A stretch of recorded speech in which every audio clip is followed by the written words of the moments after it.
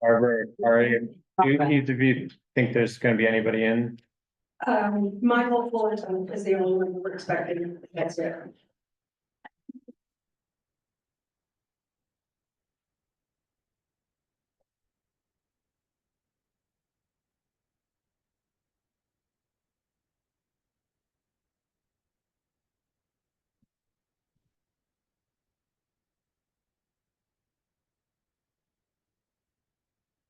Well.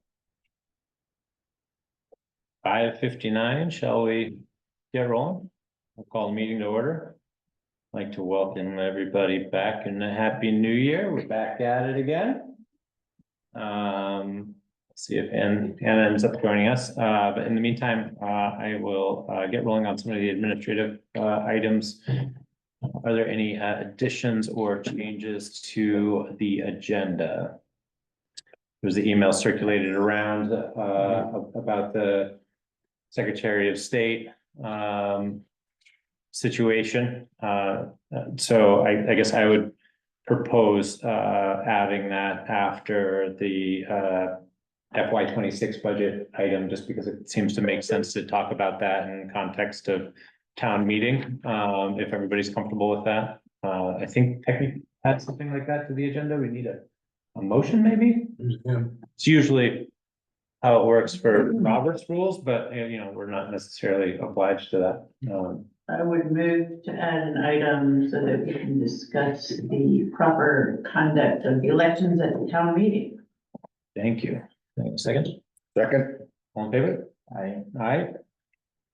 Any opposed? And Ann is here. And Ann is here. Welcome, Ann. She might not realize she's. Oh, there she goes. Got it. Can you? I think I still don't know how to make my camera work. That's okay. We can hear you. We can hear you. Very clearly, so that works. We're just adding the item to the agenda that was circulated previously about the Australian ballot issue and the election of officers. And how to vote, but that carries, so we'll slate that in as soon as we're done with the FY26 budget discussion. The approval of the minutes from the December. Oh, Did we vote? yes. Oh. No problem. We can do it again. The approval of the minutes from December 12th, joint meeting with the EMFD Fire Department. We'll probably take these separately. That had been in the folder, in previous folders. I just don't think we voted on it. So would those in attendance would somebody who was in attendance for that be? I'll move comfortable? approval of those minutes. Thank you. I'll second. All in favor? Aye. Aye. I'll abstain because I wasn't there. I wasn't there either. Okay, thank you. And then the passing of the minutes or the approval of the minutes from the December 23rd select board meeting. Can I get a motion to approve those? Second. All in favor? Aye. Aye. Any opposed? I'm abstaining because I wasn't there. Thank you. Ann?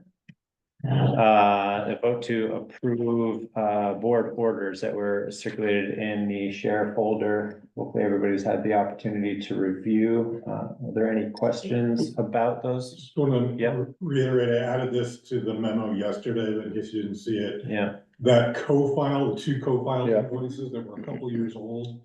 We're proposing to pay for those out of the record preservation reserve fund. Because it's not budgeted and we have money in that fund and it just seemed appropriate, but I just want to make sure you're aware of that. It's for the rack, all those maps are kept in and all Yeah. the hanging files. It's definitely a records vault project. I don't know how it didn't get paid a year and a half ago, but I guess they were comfortable. yeah, I mean, assuming that that sounds good to Tegan, that is Yeah. fine with me for sure. Can I get a motion to approve and sign the board orders? So moved. Second. All in favor? Aye. Any Aye. opposed? Thank you. And approval of the letter of intent to participate in the road erosion inventory grant. My understanding is that this is really just administrative to make sure that we, Nothing even to Can sign, receive, we're yeah. just suggestive testing to do. We agree to do that. The biggest thing is that there's a match involved. And the numbers are, just so you're aware, we could get a grant up to 10,600. We would require a $2,000 match, which can be in kind. in kind for And labor. bottom line, we're gonna be contributing at least that anyway. Sure. With labor, whoever performs it. Great. So can I get a motion to approve the letter of intent? So moved. Second. All in favor? Aye. Aye. Any opposed? Thank you, and approve and sign the 2025 AOT mileage certificate, which was posted to the share drive as well.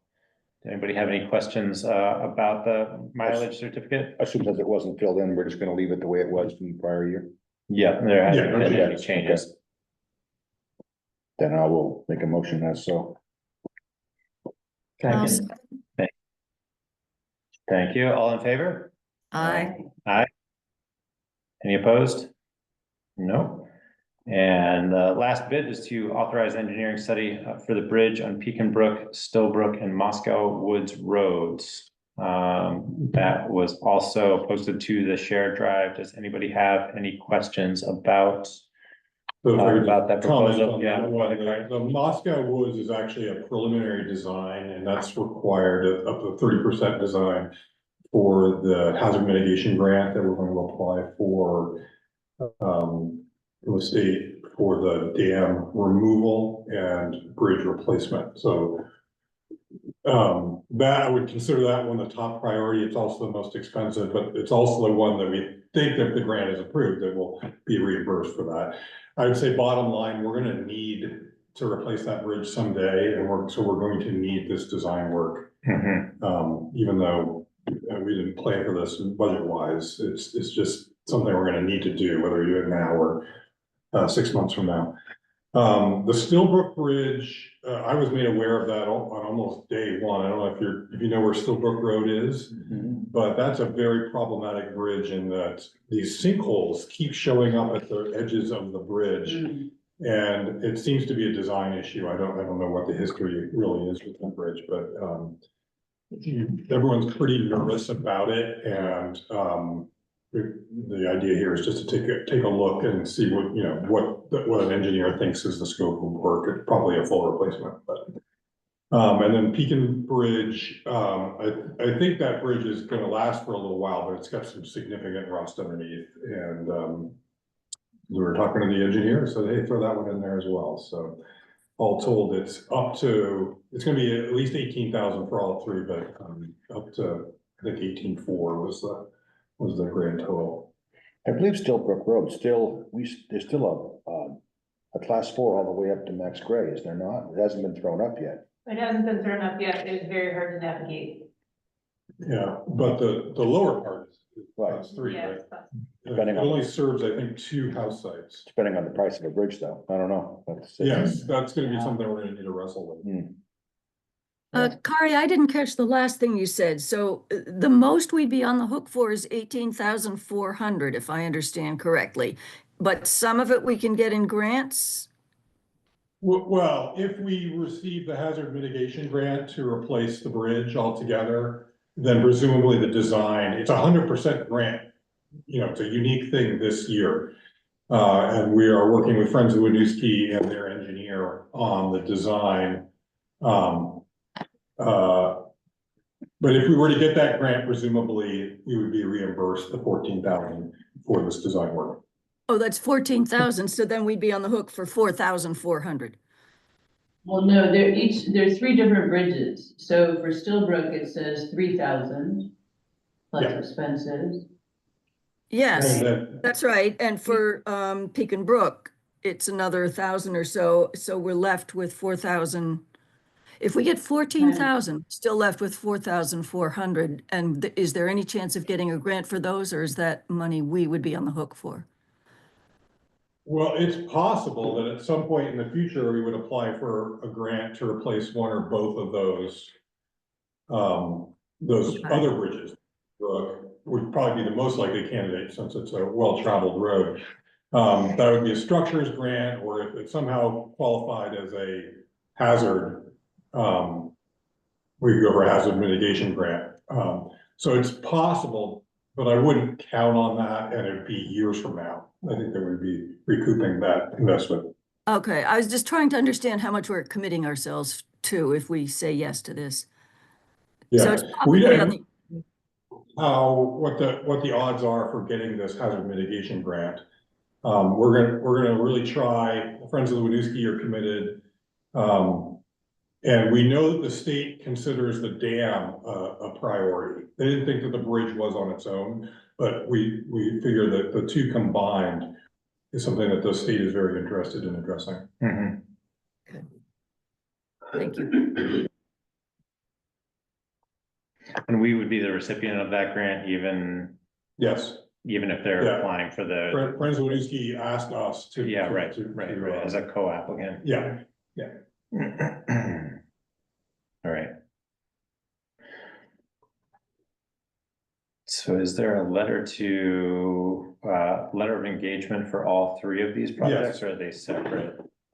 and I think there's just one signature, so you could authorize Authorize. me to sign these. There's three different letters. Yeah, It's all DeWolf Engineering. so unless anybody has any particular questions, I would entertain a motion authorizing Kari to sign the engagement letters with DeWolf Engineering for the evaluation of the where are the words? The Moscow Woods Road. Moscow Woods Road, the Pekin Brook Road, and the Stillbrook Road bridges for a total of $18,400, which maximum. Yep. Sounds good. So moved. Second, All in favor? Aye. Aye. Any opposed? No, thank you, everyone. That is my agenda. Thank you, Kari. We generally reserve 15 minutes for public comment. It does not look like we have any of members of the public on Zoom or present, with the exception of Barbara, but Tegan's public. well, Come up with all different kinds of things. well, you're welcome to. You have 15 whole minutes, Barbara. I would have something. There are others who have not missed the opportunity to take advantage of those 15 minutes. I feel like I'll get my 15 minutes when we talk about. Yeah, that's fair. Bill, would any others? You gonna talk about the 1783 thing? No, Phil, I just skimmed it briefly when they got well, here, you know, so. Yeah, They found that vellum map, and I'm just Oh, yeah. curious about us spending the money from that conservation thing, what we just voted on. How much money do we have left to help pay to conserve this map, or who, where does money for that come from? For preservation. Yeah, I don't know, do you think, does that straight through? Oh, yeah, it does. I just don't know what it costs and what we have in the fund right now, but. You want us to look into it and bring something back to you? I think, well, we should know, but I mean, don't want it to disappear into the state and never come back again. Yeah. what's You the, what are the dimensions of it? I haven't seen it. I know that I've they not seen came a year or two ago and they said, you have this map. And we combed through everything and I didn't see anything that remotely resembled it. So I don't even know. So we would theoretically want to digitize it, right? And it would need to go through kind of like a drum scanner, and then I think it needs to be, someone who knows what they're doing needs to open it first. Yeah, Yeah, the Jonathan right is way. talking about needing to get it restored or Oh, restored, okay. conservated or whatever. She has contacts at the archive, Vermont State Archives and the Vermont Historical Records Program. So she's gonna talk to both of them before they even got started thinking about things. that sounds good. And she'll also find out about how much things cost. Yeah, I'm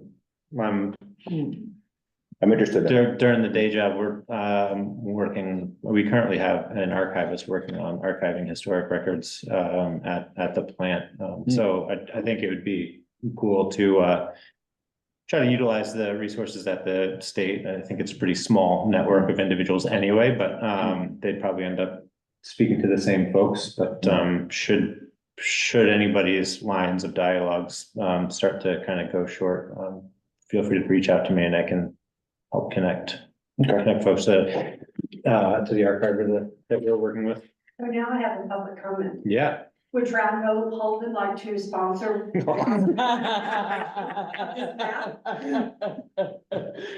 Well, considering the two Trout and Holden executives that would be making that decision are now Calais residents, I would say, probably not, but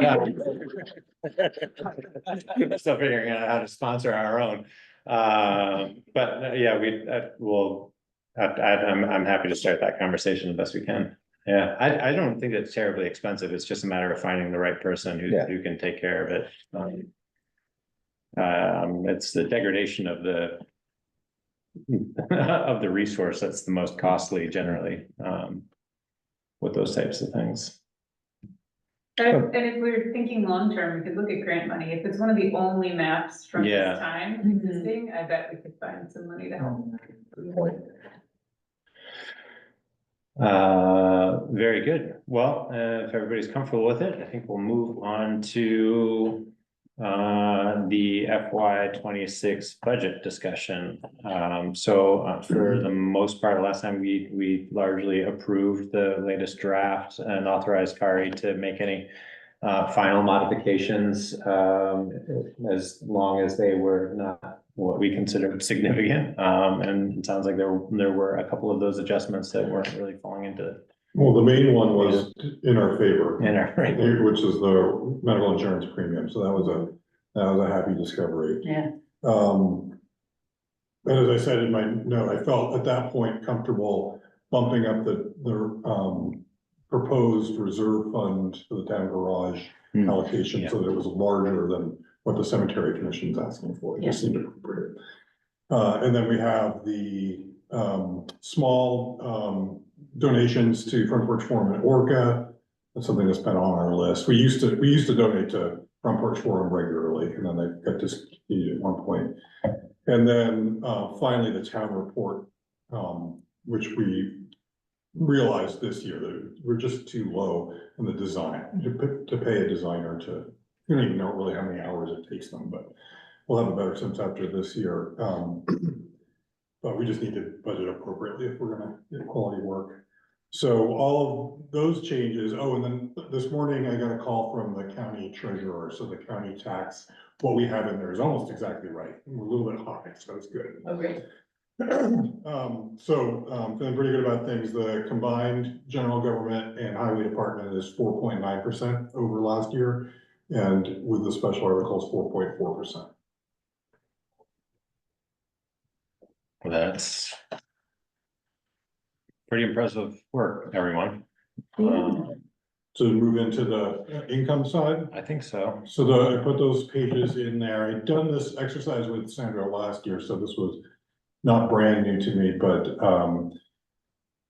it's always interesting that only 19% of our revenue is non-property tax. That includes, all the state aid and current use and those things. So the majority of it has to come from property taxes. And the good news is that while assuming that everything is approved, the expense is going up 4.4%. Because the grand list grew a little bit, 0.5%, that means the tax rate is only going up like 3.3%. Well, I think what I calculated. So that's useful. Is that clear to everybody else? Anne, did you have any questions about those? That number you just gave us, Kari, does that include the equalization, when the whole tax rate is equalized? You know what I mean? So before this morning, I thought that the equalization only factored into the education tax, homestead tax rate. And, that's how that letter, that equalization letter reads. When I spoke with the county treasurer this morning, she said that equalization can play a factor in how the county allocates expense, the expense portion to each of the towns. And she was off, she had some misinformation. She was thinking that our tax rate was going up several $1,000s. And she said, oh, it must be because of this equalization business and the fact that you're so below your market value, the assessed value is so below. But then when I went to check her numbers, actually our rate is only going up a modest amount. And I Well, think we actually, Well, we were so low I don't- last year. We were low last year, so being low again isn't going to make much difference. yeah, and that's what I was inquiring about. So anyway, equalization is factored in on the municipal side. We'll just wait and see what happens on the education side. But there's nothing we can do about that. Yeah, okay, thanks. I just want to say this has been a relatively painless process, thanks to Kari. Much, much easier than it was last year. Thank you. Thank you. Yeah. Good.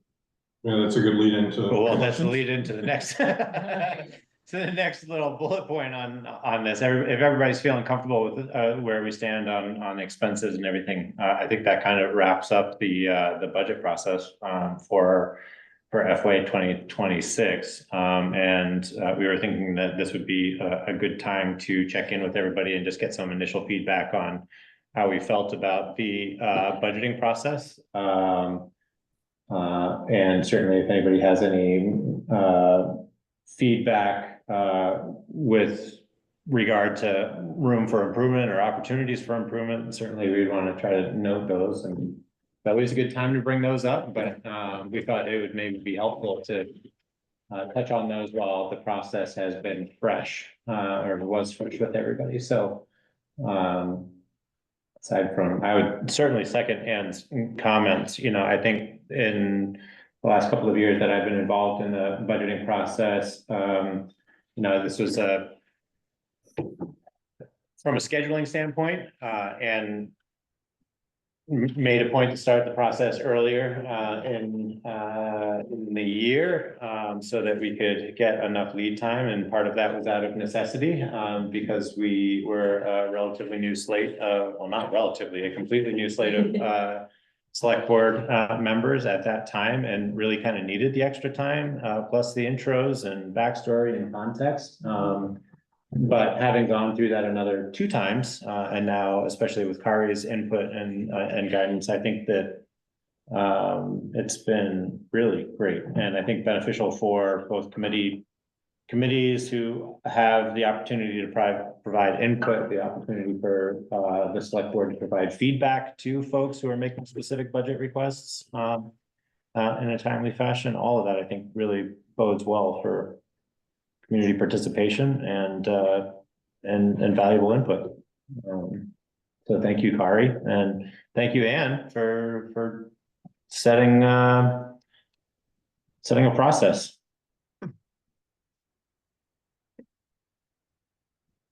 We'll continue to stick with it, or I'd recommend that somebody stick with it. This is a good process. Yeah. Well, I think having the people in to answer questions and explain their requests was really helpful. And obviously what Kari did on the spreadsheet was invaluable. And relatively easy to understand if you spend enough time with it. Mhm. I had 2 comments. One is, I thought the only glitch in the process was that meeting in October when we had guests and we started them at like an hour late. Remember that? The library was here, forget who else. But I just felt bad about how we handled that. I mean, I'm not sure if it would have spread out and like had one more meeting with guests or something, or just put the guests up front. Yeah. But I think that was. I think we also- Was the town traffic ordinance. It was either traffic ordinance, or I think it was one of the planning, planning conversations, one of the town plan meetings that we had allocated. And it ended up going long. We had them in a little bit earlier, and then it kind of ran late, but I would tend to agree. I think however we end up doing that, so that we can kind of stay on track for the folks who are attending from different organizations. The other comment was that, remember that very early in the process, we had a 20% was the increase, and that was the headline in the Times. Yes. Argus. I don't know how much it matters or not, but it was certainly alarming to some people. Yeah, But on the other hand, it wasn't all bad, because it sort of right. helped set expectations and demonstrated that we worked hard at it. Right. Yeah, go ahead, Barbara. Well, and anybody in town who will remember that, Yeah. it will demonstrate to them the work that you guys. put into it to bring Yeah. it to what you got it. Yeah. Yeah, I think that, you know, it is definitely alarming. I think it motivates people to participate a little bit more, which I think, you know, the benefit of starting early is you feel like you can absorb that input earlier without it being terribly disruptive to the budgetary process. The other thing that I think would be beneficial, and I don't know if this would work necessarily, but might be worth the effort, would be, I think with a handful of those organizations that we had called in, and the committees that we had called in to present their proposals, it's still one of the relatively few opportunities that we've had to check in with those. So a lot of the time ends up being absorbed by getting like just kind of an annual update from those organizations or committees. And maybe I think if we end up meeting with committees, certainly the committees more earlier in the year, maybe we won't get so much of that, but it could be beneficial, I think, if we had like a worksheet for the organizations that say like, you know, what's going to be the request this year? Like what was the request last year? What's the percent increase? And like, what's the rationale behind whatever the increases or decreases are? And maybe that just kind of helps guide the conversation a little bit more and keeps it focused on what information we need for the budgeting process without getting too far down into the weeds. On like a more generalized update. It's a great idea. But other than that, you know, I think we could do the same for the committees and commissions as well. We would need probably the same information.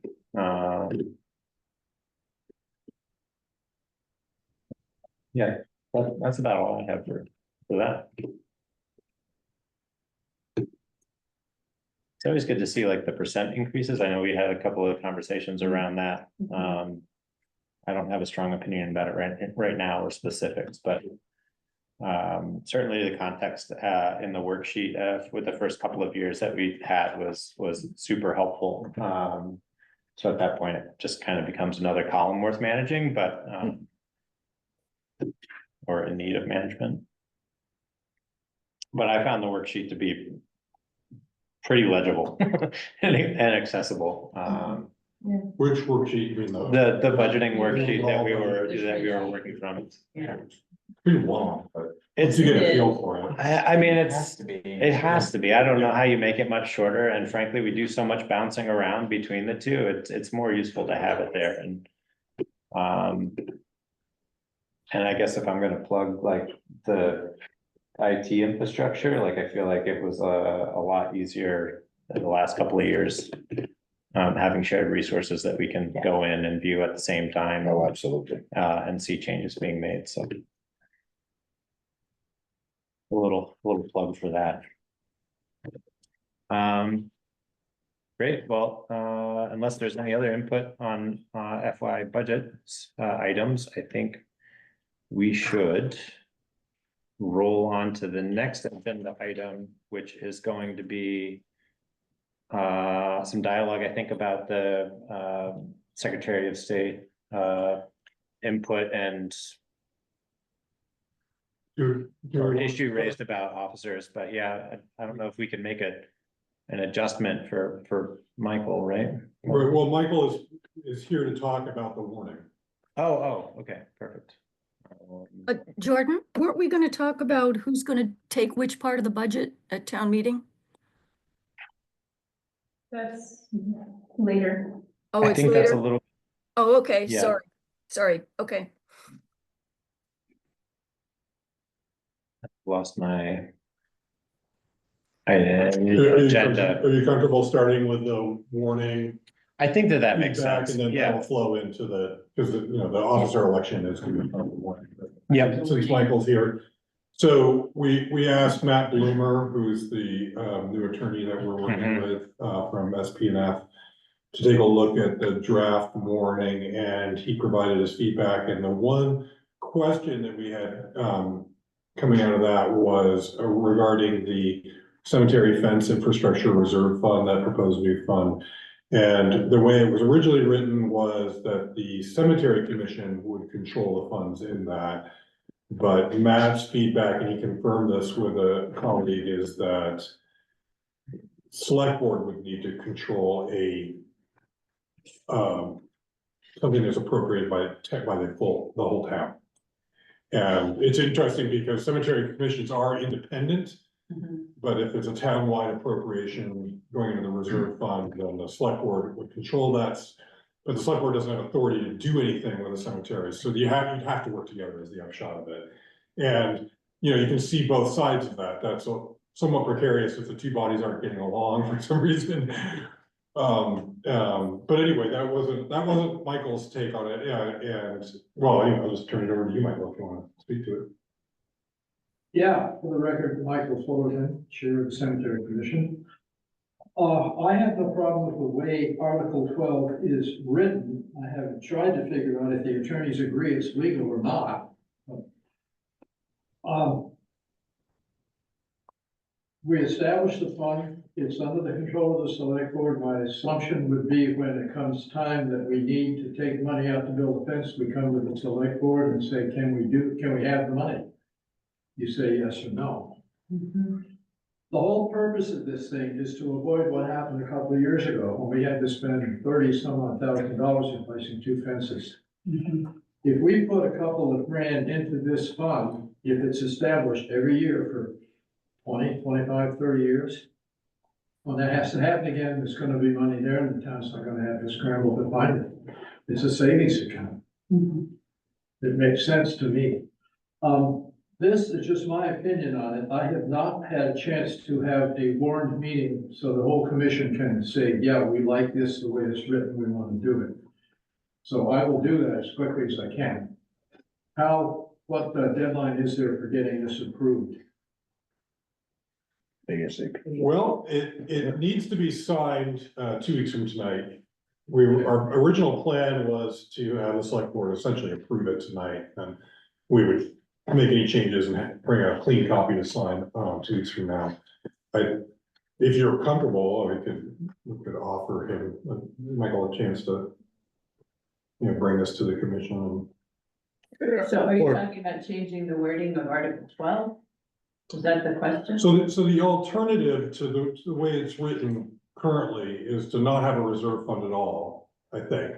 And because the cemetery commission retains any fund balance that it has, it could actually use that fund balance as a type of reserve fund and plan to build that balance up over time. The benefit of that from this commission's perspective maybe is that they control it. They don't have to come to the select board to ask. The benefit to a reserve fund is that it's limited in how it can be used. So the voters have a greater degree of control over that. It can only be used for fencing and infrastructure. Whereas a fund balance, the commission could almost do what it wants. Yeah, and having a fund balance there is just the same pot of money and it has a way of getting used for something else. The idea of this is it's somewhere else that can't be used for something else.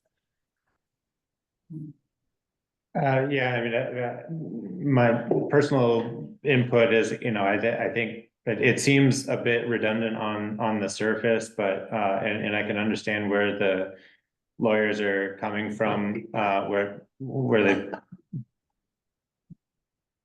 where they think that maybe that it would not be as desirable for the cemetery commission because it has the perception of not being controlled, but I also feel like that it offers a little more flexibility too. It creates a mechanism for us to put funds aside for a specific purpose, even if it requires authorization from the select board. But you know, the cemetery commission's already going to have a fair amount of autonomy for what it does with excess funds, whether it wants to contribute them to this or toward the other reserve fund that has you know, similar express purposes of just offsetting the costs of operation to the taxpayer. So, you know, I think this is just another tool for making a plan for those larger expenses. And I think it makes sense. I think tonight we could, if we're all in agreement and comfortable with the verbiage and the creation of this, I think we could authorize it as warned, and I think it would make sense for the cemetery commission to have a warned meeting to discuss it and approve it, and short of the commission or the commission members saying that they don't want it, then we can, it's easier for us to pull it out than to try to approve it after you approve it. So I think with everybody in the room fairly comfortable with it, that's the read that I'm getting at this point. Yeah. I think it makes sense to preliminarily approve it as written and prepared for the warning, and then we just need to hear from you whether or not. Sure, I sent this to all the members of the commission. Okay, so great. They've all seen it. We Sure. just have to get together legally. Yeah, Which Yeah. is that next week, your scheduled meeting? I will send out an email tomorrow. I've got a chicken pie in the oven at home. Oh, gee. Oh, wow. Is that an invitation? I will get an email out tomorrow, see if we can pick a date for a special meeting, get it warned. It won't take us very long. And then I'll give you the results. Does any, oh, go ahead. Just one question, on the regular appropriations, this year Article 5, the 46,900. If that's not all spent, that remains earmarked for the cemetery commission. It stays. Year to year. Yep, that's right. And And that will include any regular fence maintenance. I think it's also going to include replacing the fence at the Ainsworth Cemetery, which was needed. That was in the budget. Yeah, that's in the budget. We tried to convince people to use chain instead of wood. They wanted wood, so they're gonna have to pay for it. Yeah. does that answer your question then? Yeah, it just, what comes to mind is that sort of by creating the reserve fund, it's sort of a third pool. Yeah. Which I can see that sort of complication. And I think one of the points the attorney was making was that the unspent earmarked cemetery commission funds sort of act as a reserve fund. Yeah. And so theoretically, an alternative would be to each year make the Article 5 a couple $1,000s more than actually is needed for that year. Right. And build up Right, funds in the general fund. and Michael was saying it would get spent. Right.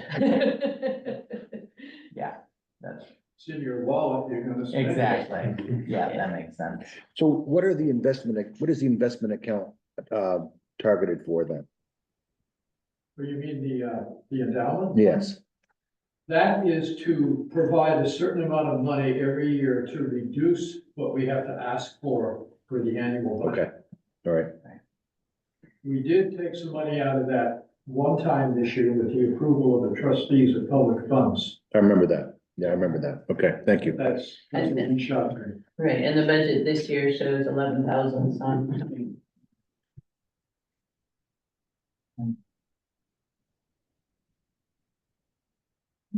Everybody comfortable with that?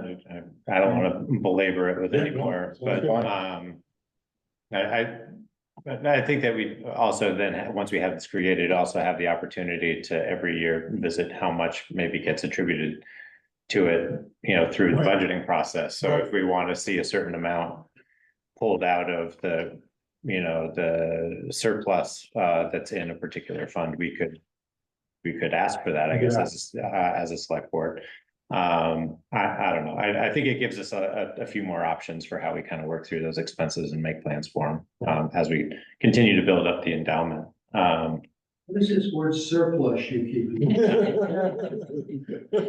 I've been warned on any number of occasions not to use that term. Forget I ever said anything about it. Yeah, thanks. Thanks. So with that, like I said, we don't need a particular motion. We just need to, I think we have agreement that we are going to leave the verbiage as is currently proposed in the draft warning. And hear back from them, so. And we'll wait to hear back, hopefully next week or later this week, depending on when schedules permit a meeting. I'll get a meeting as soon as I can and let you know. Thank you, Michael. Appreciate it. Enjoy the chicken Enjoy pie. chicken pie. Mhm. We'll be here for a bit longer. I mean, if there's any extra. Oh, you're making it worse, Michael. Very good. Thanks. Thank you. So do we want to continue discussing the warning, or shall we circle back on That the? was really the only significant issue. I with think the so. warning. So unless people have questions or comments. I just, yeah, apparently there was an issue that the attorney didn't see. Yeah, oh, you're referring to the election of officers? Yeah. Yeah, so Yeah. I put that in a new category. because, Yeah, okay, We've been having that problem for 50 years. yeah. Well, that's what I want to say, is no one has noticed, or no one has wanted to bring up for 51 years that this is an issue. Okay, are we talking about this now? Yes, we are now officially talking It's about. moving to Bobolink. Is there, Tegan, do you have a sense that there are other towns in the state in a similar situation? I asked the listserv, and Kari, I might ask you to do some minutes here, because I'm gonna be. Oh, sure, sure. Minutes. Yep. I asked the listserv today, and I haven't heard back from anyone except the clerk of Hyde Park, who told me a little more about their experience. Wow. Yep. Okay. I guess, I mean, after reading the article that, in VT Digger, I This was was, came up today, email. a little surprised to see that, like, by default, you know, which way they were choosing. So Yes. Bill doesn't know. about Oh, yeah. this. So maybe we should start from the. I apologize. No, that's fine, Bill. It was a very fresh issue that was raised, today, so. So Bill, I was reading VT Digger this morning. I try to read all the municipal ones in the morning and keep track. And Hyde Park had a whole kerfuffle because the library trustees came to the select board and said, can we be on the Australian ballot? We have a new group for it. And so they looked into the legalities of it, and they realized that they were electing some officers at town meeting and some on the Australian ballot, and you can't do that. Vermont state law says you have to elect all your officers either by Australian ballot, or if you haven't voted as a town to move to Australian ballot, everybody needs to be voted from the floor. We don't do that. We vote half on the ballot and half from the floor. We've done this since 1974. And we voted as a town to do it then, and we voted specifically for these, you know, these offices shall be voted by Australian ballot, which didn't include all the other ones. So I reached out to the LCT and I said, this is our situation. And they said, do you have anything in your charter that allows this? And I said, no. And he said, time to reach out to the Secretary of State. So we reached out to the Secretary of State's office. Kari and I have a meeting tomorrow with our attorney, Matt Bloomer, and with Mark Poole from the Secretary of State Elections Office to figure out what our options are. Because technically, none of us were legally elected. Because if you vote to have some elected by ballot and some elected by floor vote, that town vote to make that happen is no, and you revert back to only floor votes counting. So in a way, none of us are actually elected who were elected. Can we go back to 74 property taxes then? So the first step is to instate us all in whatever way the Secretary of State thinks is appropriate. There are a couple different ways that could go. And then the next step is to decide if we want to vote as a town to put all our offices on Australian ballot. It means that this year we have to vote everybody from the floor. So if you're up for election on the select board, it'll be a floor vote, not a ballot vote, which means that we won't even have a ballot for the town, I don't think. Yes, Barbara? So I understand all of that until you say that, so this year, everybody has to be on the floor. Why is that? Because that's, state statute is everybody voted from the floor unless your town votes to vote everybody. Oh, on so the it's ballot. written that way. It's written that way in the statute, so Okay, it thank reverts you. back to floor vote unless you vote otherwise. Do you have a statute number? Because I was trying to find it. I don't yet, this all is sort of the scattered thing this afternoon, and Cory and I were trying to make sure we could get everything nailed down for a meeting tomorrow, so I haven't looked at the statute yet, it's definitely on my Yeah. plate. I heard part of this in my radio, too, but I didn't know what they were talking about. Now I understand. Yeah, it's crazy. If you're talking to the Secretary of State and everybody tomorrow, or I was gonna say, can you confirm, or have you already ascertained there is no alternative but to have everybody elected from the floor this March? You do, like, if we fix it, there's still no way to No, we say fix it for, if we fix it for our own selves, if we instate ourselves magically. We still can't, it's the town meeting has to vote to elect all officers from Australian ballot. In the by Australian ballot. in the Can future, we put that on the warning for this year's? Okay, so we should talk about that.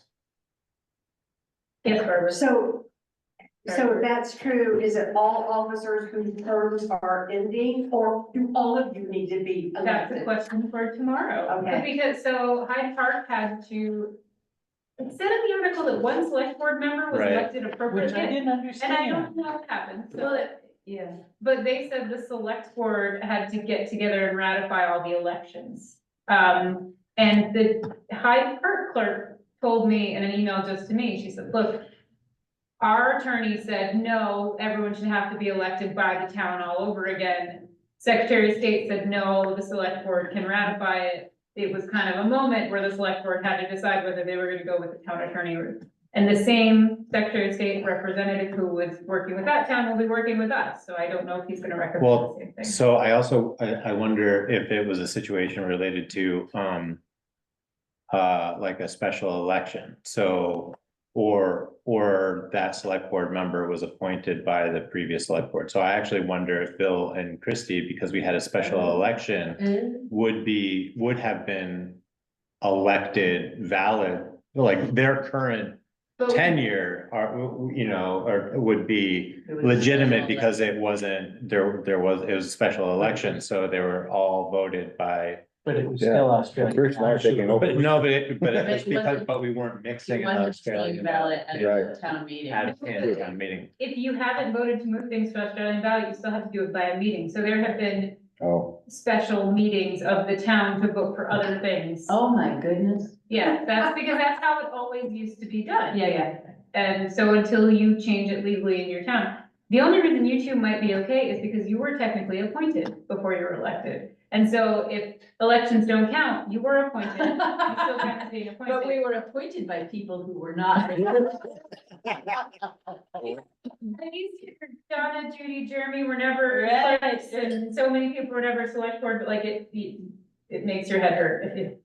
It also seems like that the real fix here is Anarchy. is short of anarchy, but the charter change. So it almost sounded like we, based on my very brief ability to kind of review just the article and kind of some initial questions, is that Hyde Park was taking a lot of actions to kind of like validate things relative to, you know, what the Secretary of State's office thought was appropriate, but like it all kind of comes back to whatever the voters approve in the charter. So, you know, it seems like we should at the very least be like in parallel working on what we want adopted in our town charter, or what changes we'd like to see in our town charter, so that's what governs all of this moving forward, regardless of what we can figure out in the interim to validate our current positions, right? Am I misinterpreting I that? hadn't Like, really so thought of that option, but, I wonder, certainly- rather than like trying to like steamroll through like a series of actions that somehow validate everything, like should we Well- somehow be preparing, is there any way that we could prepare it like a charter adjustment by town meeting? And it doesn't sound like we can. So, yeah. So, yeah, so my take on it is there's the two issues. There's the ratification of current officers. Right, Which Hyde Park came up with this one solution, maybe that one will work for us, Right. maybe something else. And then there's the ongoing, right. which For the my future. take is that we're just gonna have to voice vote everybody this year. Right. But we have the option of either a charter change, which I don't know anything about charter changes and what's. It's complicated. We don't need it though, because Or proposing, adding article, and at least one article saying we will elect by Australian all ballot. the officers. Yeah, all. Except mine. Except The charter, gives us, the ability to appoint a town treasurer instead of electing it. So which that's we in- already do. That's in the Calais charter. I know. Oh, I'm yeah. just saying. Yeah. If we didn't have the charter, we'd have to elect our treasurer and we'd have to elect our auditor every year at town meeting. And our charter gives us those two abilities to appoint. them. Oh, I see. That's what a charter does, but we don't need it to do this thing of Australian ballot for all the other officers. If we want to put everybody on Australian ballot except moderator, no, don't need to do it. And honestly, it's not a bad idea to have a conversation at a town meeting about this. It's been 50 years since we made this decision. People may have different ideas. I'm curious if they do. I think it'll also be interesting to learn if there are other towns, because my first thought was, it can't just be Exactly. us and them, and if in fact it's a fairly widespread issue, the solution might be in the, legislature or something to change Right. That, laws around it, rather than, that might have two come up dozen towns having to. Or people are just gonna keep flying under the radar like we have been doing. for 50 50 plus years. It years, seems yeah. like the cat may be out of the bag, though. Well, Hyde Park, yeah. Rose, do you need a quick recap? Yeah, like. Well, what- I've got a summary. I've been taking notes on this already. But- Yeah, but You what were, is it- what you is were it- never on the select board. But let's tell her offline rather than taking Yeah. everybody's time in a meeting. Yeah. I just, long story short, by Vermont statute, every town has to vote all its officers by Australian ballot, or all its officers by floor vote at town meeting, and we do half and half, which is illegal. Oh. So we need to fix it. Well, the We only, just found out today. Austin may be a handful Of other of towns. like who are doing the rest of the state Did her article this morning. about Hyde Park. They're not gonna come get us and send us to New Hampshire, are they? Oh, No. never a dull moment. Oh, I boy. know. So in summary, I guess, it sounds like we've got a pretty decent list for the conversation tomorrow. I don't feel like I've got a good enough grasp on any of it to really participate. I don't really even know if anybody on the select board needs to participate in it, though Christie, I would be happy to participate. if you're available, it'd be great. I'll send you the invite, Christine. Okay, thank you.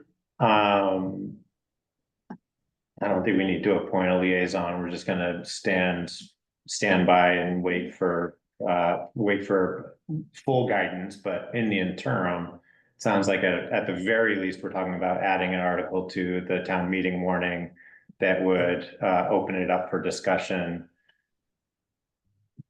And I guess changing the way that we're handling floor votes for For the officers, yeah. Yeah, Well, and this year's officers, right? So we need to have. Yeah.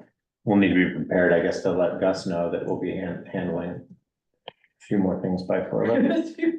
Right, so we'll have to add a well, then, couple of articles, because we'll have to add electing Well, we'll have to add, select board members. Electing officers is just one article, so whether it's two offices or. Right, so that's one article, and then it would be one article. Yeah.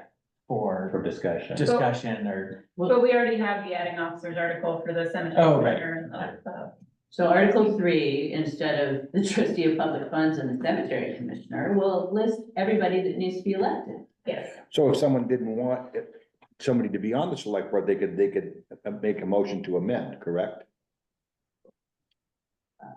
Well, no, the if it's names are a- not on the, Just the office. Warning. yeah, just the offices. the office is on the warning. And then what happens? On the floor, people raise their hand and say, I want to run. Or no. Or I nominate Bill Davis. Yeah. Oh, really? Oh, the name, oh, I understand The now. whole thing happens on the Oh. floor, Okay, Yeah. which is the way we've been doing the trustee of public funds and the cemetery commissioner, which have not been controversial. So that means Tegan's gonna have to run again. No. Tegan and all of you. Go ahead, Ann. Wait, you're all gonna have to run. Is that right? That's what we- All four of you That's- plus Tegan. You, she says, you all. And the listers, and all three listers.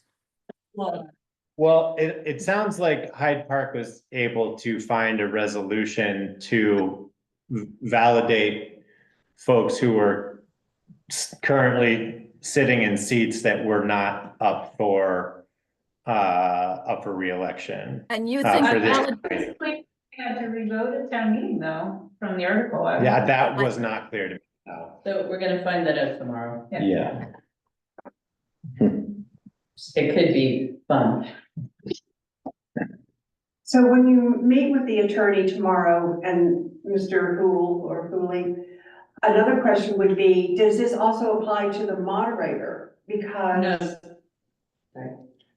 you already know that answer? He's a The separate moderator article. is called out separately in the state statute. it's the Oh, one. okay, all right, because how do you elect a moderator by Australian ballot? Right, And the polls don't close till 7 Right, p.m. right.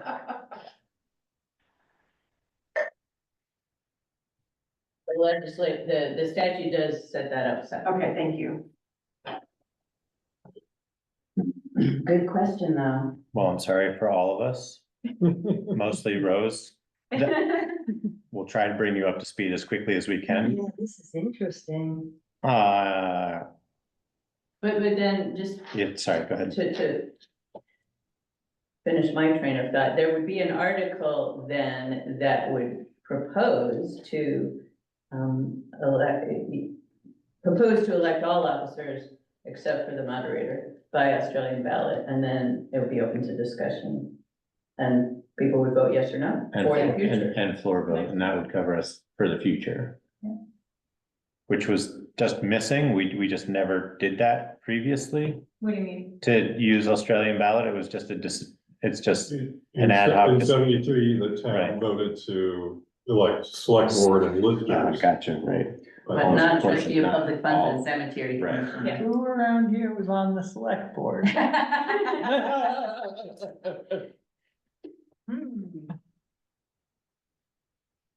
So it sounds like we have a little bit more work to do on the warning draft, so Yeah, we definitely do, We right? can't finalize it. Can't Is finalize that it. more or less consensus, though, that it should be by Australian ballot, those are the options?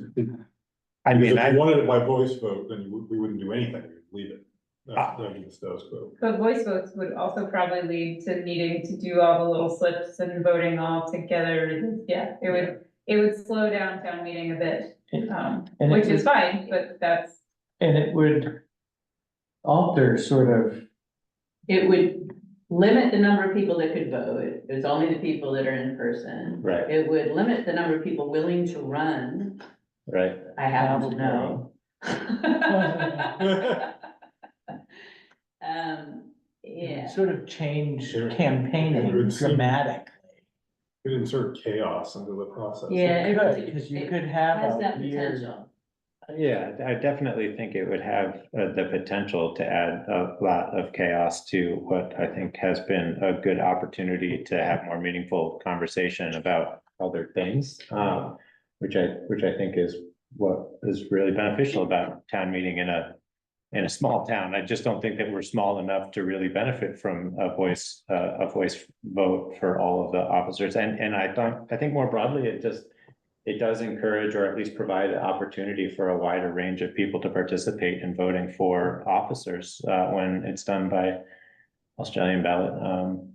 Yeah, I think personally that's, agree with that. I would say that's anything that encourages a broader range of the town to participate in voting, in any particular issue is worthwhile, within reason.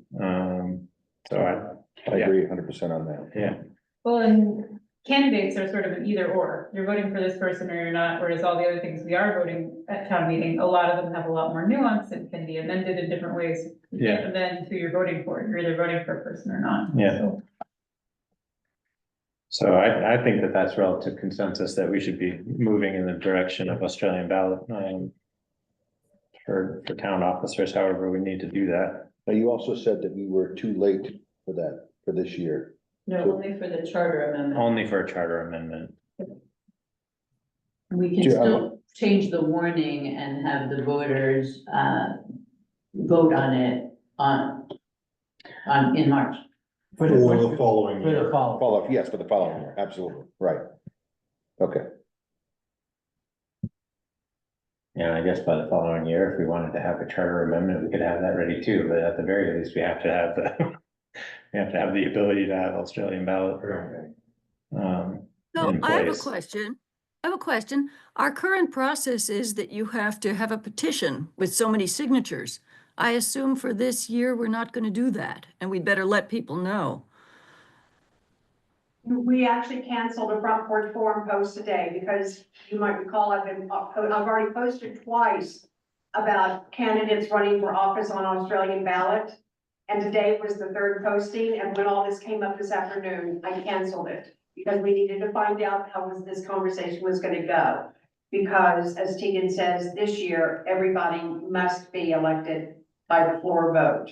So that you're correct, not only will candidates, no one will have to get a petition this year, but also it's gonna be really hard to develop a meet the candidates handout. Because we don't know who's running until maybe the day of the town meeting, when somebody nominates, says I'll run, or somebody gets nominated. But we will invite or encourage people to announce themselves if they do want to Yes. run. We'll figure something out. Yeah, Yeah. we'll ask people to do that, and we encourage all of you to do that, whoever's running this year. Well, you. Well, Barbara, I suppose you could still invite anybody who's interested in running to submit something to you that you could post. That's what we're just saying, yeah, absolutely, that's what we'll do. That's, okay. It's just that it'll have to be a front porch forum call to everybody, because we can't go out and say, Christie, please, you're running, because we don't know who's gonna want to run from the floor. So we have to make sure that we're really clear on what positions we're speaking and entertaining motions to fill on the floor.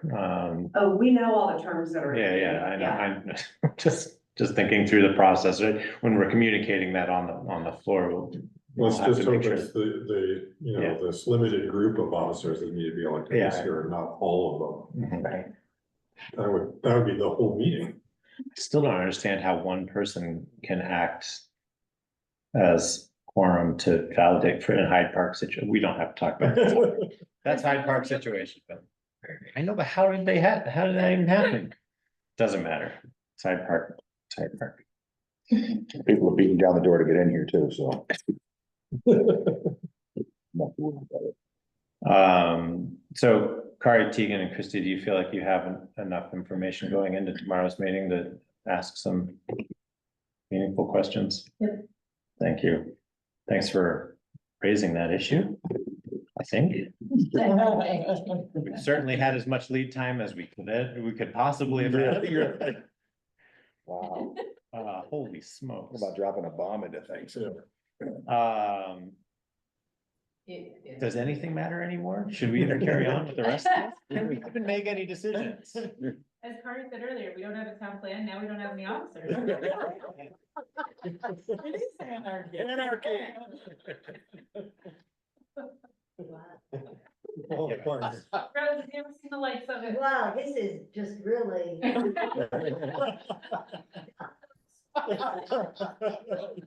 You're not the boss of me. It's fine. I don't think I asked. Do we want to discuss anything else for town meeting? Or shall we move on to the town report? Well, there's this We have the question- discussion of the warning, This but, question that Anne raised earlier of dividing up the budget for the town meeting. Oh. Where does that go? That's at a late, it's at the next select board meeting. Oh. It's on Yeah. another agenda. So I did put some notes in here about our communications regarding the town meeting. yes. And so, let me just find out, so one piece of that was, that at the next meeting, I will bring you the warning with a proposal for who presents each article. And one of them is the budget. I guess, so my question for you is, does anybody want to join me in co-presenting the budget? Or would you like me to just? Yeah, so one of the things that Kari very graciously offered up, presenting the vast majority of the budget. I hope I'm not adding words to what your offer was, but I think previously certain members of the select board were prepared to speak to certain budget items. Largely out of necessity because it was a big budget and we didn't have Kari. This year, Kari obviously did a lot of the preparation, but I also think just from an optics standpoint and because it would be likely helpful, I think, and we've obviously all participated in a lot of conversations, that if we could, at the very least, be prepared with select board members being prepared to either expand on or back up Kari on a particular matter, that would, I think, deflect a lot of potential attention or just provide a little bit more diversity and representation. So we were, if anybody feels particularly passionate about chunks of the budget, I think it would be helpful to know whether or not everybody was feeling particularly comfortable with aspects of the budget that they'd be able to kind of either back up or lead point on speaking to those points. Is that a fair representation of what we've been talking about? And does that start kind of the conversation that you were questioning, Anne? Or bringing up, Yes, raising a question? Yes, thank you. So we did kind of allocate some time in the next agenda for the next meeting to dig into that a little bit deeper. This is just kind of serves as a warning to go through that. Kari and I and Jamie and anybody else who wants to provide some input will add some notes to who we think might be helpful. But at this point, I think we're pretty well covered. We also don't have too many special items being added to the budget necessarily. Also, I think we have a good story. Assuming that anybody can accept it and that we even have the authority to make it. Do you want to get into any more discussion about that tonight? Sorry. Yeah. I just wanna add, I'm still making last minute tweaks to my Front Porch Forum series. But Okay. I obviously don't want to share it with folks until we have a warning that we're sure is the warning. Yeah. So I probably won't start posting it until 2 weeks from now when we're sure of what it is, but again, if you all have any input or anything you think would be helpful to share with people, Kari got me a draft of the budget explanation, which is pretty good, so I think we're rolling right along with that, and I'm excited to share it. Great. I mean, I really think that that's like super valuable. There's been some Yeah. feedback that was circulated by email, but I mean, what an asset to voters to have you going through that series. So thank you for Yeah, putting the time really. in. And I think I Time into sent you a couple You of did. thoughts. And It's especially like- now I have to write a section on voting by Australian ballot versus. Yep. Very good. Town report. Christie. We have the town report draft It is in there. that was in the shared draft. Kari's, magic numbers and everything. Yep. So it's the one with red on the top. Mhm. With budget figures, With yep. budget figures. Yeah. And this was largely roughed in with your input, and then continued to be edited, through. Christie, did you have any comments There or was- questions about there was things? Something you were gonna insert. I sent a reminder email Yeah. today. Yeah, I got that. But otherwise, no, it takes into account all the input from the last select board meeting. And Kari, made some corrections and updates. I got feedback from Jamie, to make sure that I was describing the dam, expenditures correctly. I feel like it's a lot of information, so, once the final numbers are in it, I think, I have nothing further. I have a question. Chris, I think you did a great job, but why did you take out the sentence when we were describing you? I knew that would embarrass you. You took out the sentence that said, "We soon learned to rely on Christie's incisive questions and understanding of the legal framework in which the board has to work." I move to put that back in.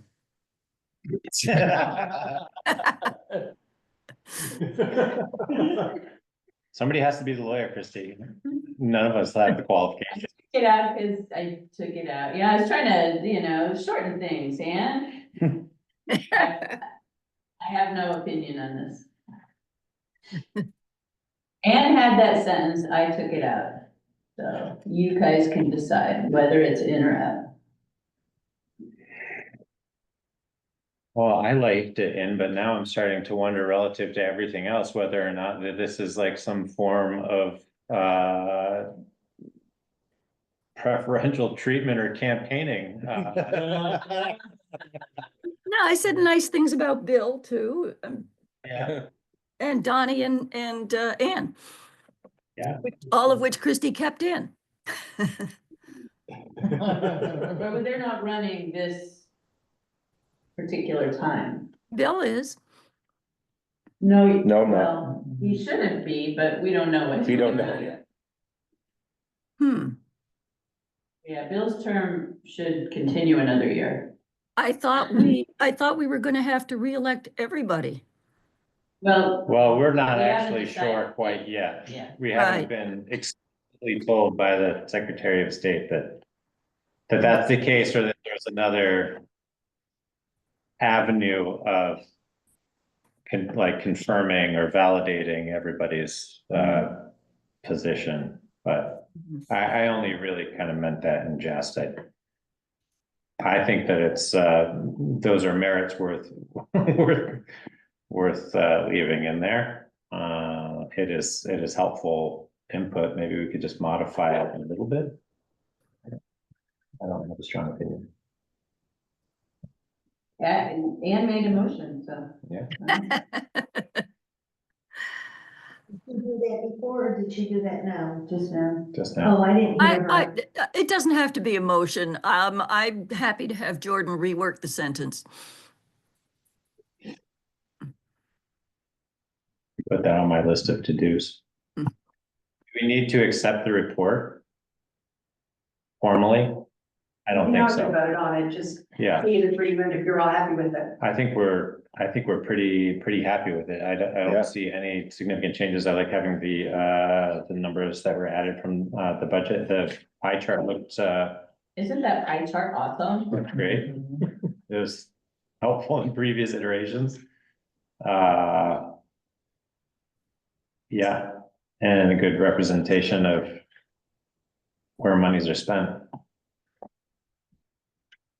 So Is it- Jordan, was yeah. that a motion from Ian? No, Yeah, that language I don't think so. That was, Okay, kind of in jest. it was also kind of in jest. I will revisit some language and try to Okay. send that back. So Jordan, then you have two. I have two to-dos. Yep, And then, one of which is just a neglect to email, but yeah. well, thanks for getting that ball rolling, and you wrote the report, so we just revised it. Great job. Thank you. Thank you. Moving on to appointments, Barbara's been doing some great legwork on soliciting some input from incumbents and as well as making announcements about annual appointments and keeping those lists organized. So those were posted to the share drive. At this point, I think the pretty substantial effort has been made to call for folks who are interested in either any of the annual appointment positions or who are interested in any of the committee positions that are up for appointment following the organizational meeting of we'll call it the new select board or the newly elected select board, however that shakes out come town meeting. So there had been a little bit, first of all, there lists that were posted in the share drive. Has anybody had the opportunity to review those? Yeah. Does anybody have any specific questions, or Barbara, would you like to add any additional summarization of those two lists? Yes, thank you. Yeah. So, the draft that came in a memorandum form to you guys, that is a proposed rollout of a recruitment plan. So I just would like to know if that meets your approval. If you reviewed it before Sunday, I added one more bullet Okay. to my proposed recruitment plan, which you may not have seen if you looked at it before Sunday, which is, in addition to the bullets that are there, is to then also ask all the board committees and commissions that have terms expiring to ask members who are currently serving on those committees to take turns perhaps between now and town meeting to post little fun, informative posts on Front Porch Forum about something along the lines of why I enjoy serving on the Conservation Commission, or what I've learned serving on the Historic Preservation Commission, just to help build some enthusiasm for new nominees to step forward. So I'd like to add that bullet to my proposed recruitment plan and see if then it meets your approval and you give me the thumbs up to move ahead. Can you clarify that a little bit? Are you asking folks whose terms are expiring to put that, just anybody in general? Yeah, gotcha. On a commission. Yeah. To voluntarily yeah. say, oh, I'd be happy to put a Front Porch Forum post about why I enjoy serving on the Conservation Commission. Just to get some personal testimonials. Yeah. I I like that a lot. like that. I think that's a great way to just have people talking about why they're doing it. Yeah, okay, so, that I'm looking for approval to move forward with this proposed plan or change it in any way that you want. And then the get involved notice, this would be on bulletin boards around town. And you can't have this graphic on it, but it would be posted, the same information would be posted at Front Porch Forum. It would be the recruitment message. So I'm just looking to see if you guys approve all of that. Barbara, I love your Yes. idea. I love your idea of getting the testimonials. And I wonder if you could ask if at some point they could say something like, we meet every third Tuesday for this many hours, or something that gives people an idea of how much they're committing to. Great idea, thank you.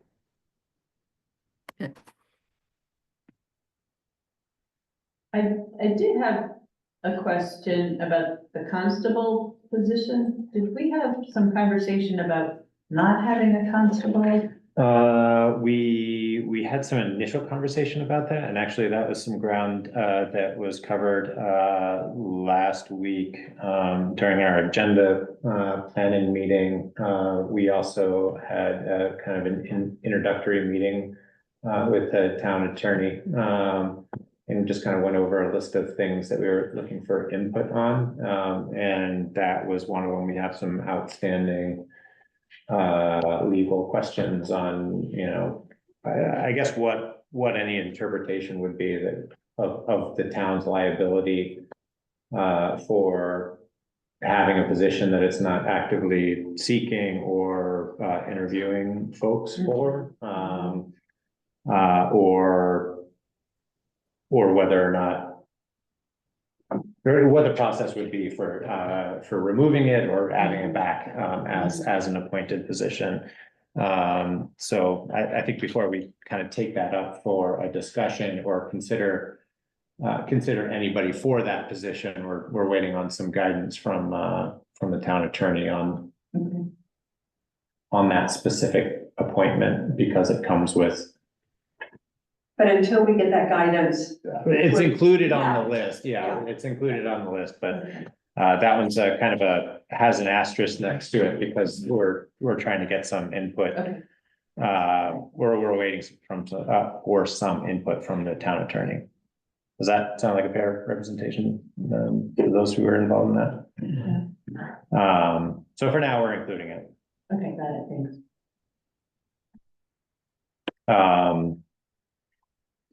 But otherwise, I think that this is great, Barbara. This is a real awesome step in the right direction, I think, for having a process that's involved. And then I guess in summary, you know, what we were thinking of, like how this kind of plays out, but certainly we've given folks an opportunity to raise their hand for any of the open positions or positions that are open for appointment. And puts the board in a good position to then have a list of interested candidates as well as incumbent candidates who have expressed an interest to be reappointed. And then we can coordinate interviews if we need to coordinate interviews following our organizational meeting. So right now the tentative plan is to put appointments on the meetings to follow our organizational meetings. So we'll have the annual appointments, which we generally consider as kind of a slate of appointments because they're annual, and there's usually just one person volunteering for those positions. They're not generally vested. You mean on commissions and things? I'm looking at, Sorry. I'm sorry, I'm looking at Barbara's notice and it has 1-year terms. But that's not what you're talking about, I don't think. That's what I'm talking about right now. Control. So there's, Right. Those are the annual appointments that we have to make every year because of the way that they're set up. okay, Or they're just a single individual who holds a particular appointed Got it, I see. position. sorry. And then committees and commissions, we were Those are trying to, multi-year terms. those are multi-year Got it. terms. They're also, from my perspective, I think that they just warrant being handled with a little bit more consideration, so that we can interview folks for those positions. So the idea is to then handle those in a separate meeting, or break them up over several meetings if need be. If we don't have a need to do that, then we won't necessarily do that, but that's the broad strokes of what we have scheduled for. Okay, got it. Yep. so when these two lists get posted on the website, and that's the only place these will be posted, is on the website. They won't be on bulletin boards Mhm. or front porch forum. It will only list the position. It will have no names associated with it at all, just the position that's up for appointment. And then on what will be public is this one, that lists the positions that are vacant or will soon be vacant. Those are the ones we're really targeting for the recruitment. Mhm. So those are the ones where we don't have someone who's willing, ready, willing and able to do it a second That's year. right, we don't have an another year. incumbent They're who vacant. is, Okay, either we don't have an incumbent or we don't have an incumbent who wants to be serving that position again. so I think it's great to highlight those. So that's animal control officer second. Right. There's a Curtis Pond Island oversight position that's gonna be empty. Right. Emergency management director, We huge. we're close to zeroing in on somebody. Okay. We've made good progress the Okay. last 2 weeks. Yeah. Okay, great. I do have one question.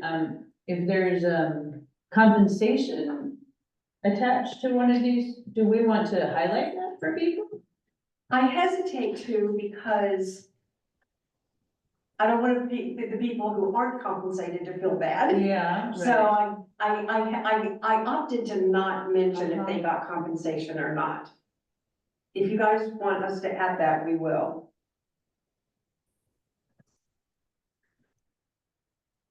The only one on here that we have been in the past, had a stipend was the constable first. I think emergency management director. We had a budgeted stipend. for it this next year, but we haven't been budgeting for it and it hasn't been being paid. And the select board recording Yeah, right. secretary stipend. Those are the only Maybe two. there's something general about stipends are available for some of these or something so that people. I guess I feel like it's an incentive and it's a, if we budgeted for a stipend, I want people who, because we need to recruit people, I want people to know, I guess, that, they're gonna be receiving at least a little So, bit for the. Corey, am I correct? The only ones that are stipended, that there's a budget for that's on this list that says 1-year terms, the only ones is the constable first, the EMD and select board recording secretary. We haven't budgeted anything for constable next year. We don't have anything budgeted for constable. We have in the past. Yeah, we didn't do. Yeah, we, In fact, Ann Winchester even said, why is the constable higher than the animal control officer, when the animal control officer gets called on so much more than the constable?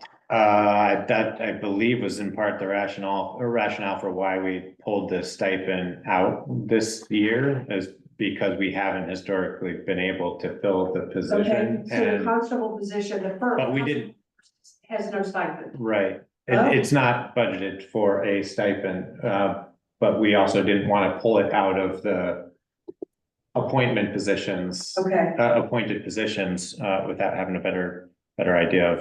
okay, so am I correct? Do we have one for EMD for this year, the rest of the remaining of this year? We do, yeah. Okay, so EMD and select board recording secretary are the only two then? Yeah, animal control officer is not one that's up for. Not this, we don't have an animal control officer second.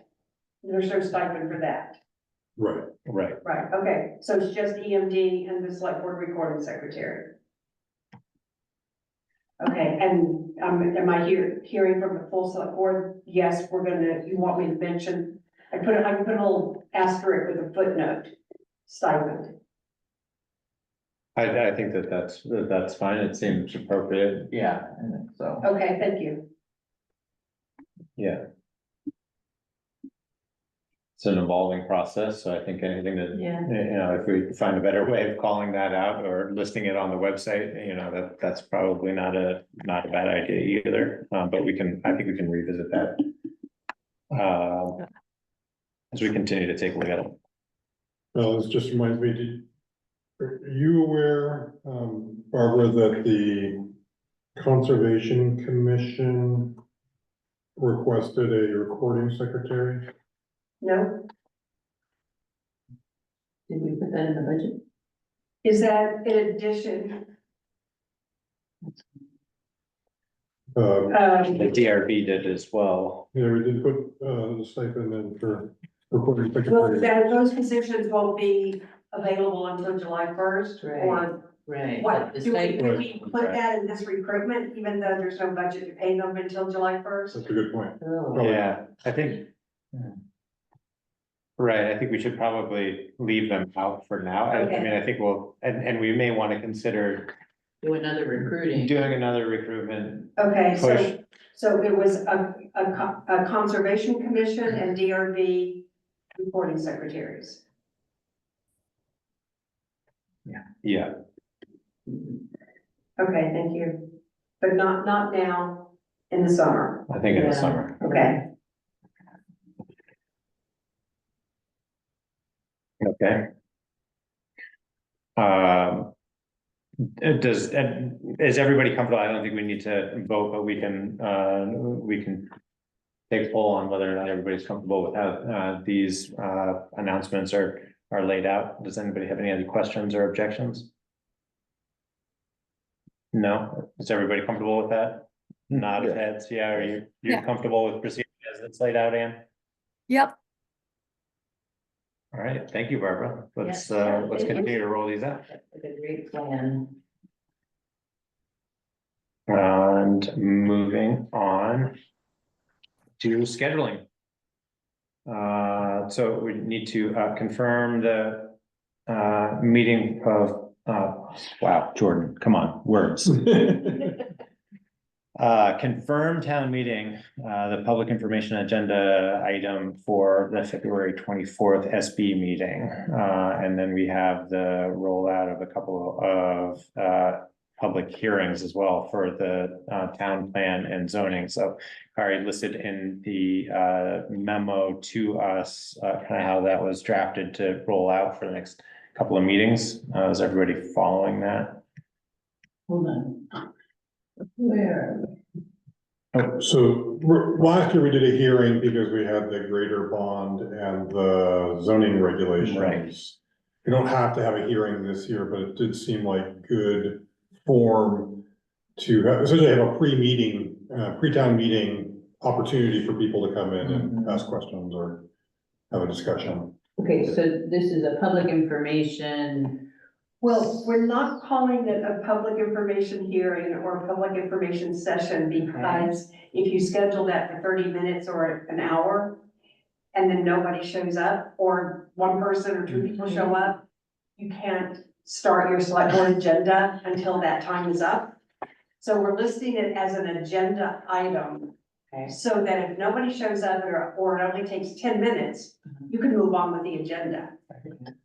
So it is, the first one, the first bullet is a pre-town meeting. It is for the purpose of like a public information session, but we're just calling it an agenda item. But its purpose is To- a public discussion regarding the items. On the warned for on town articles meeting. on the warning, if anybody has any questions about any of the articles on the warning. Okay, thank you. And that's February 24th. No, that's the one, yes, that's the February 24th, correct. It'll be And the first item on the agenda. But it'll be the very first thing on the agenda, right? But after Keegan's Concord Forum post, they won't have any questions.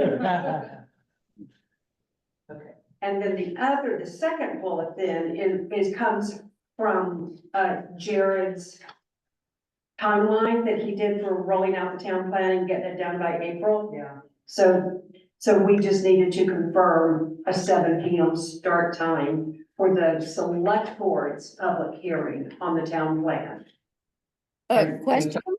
question, did anybody respond to Kathy Koshansky's note about, she thinks we actually have a valid town plan?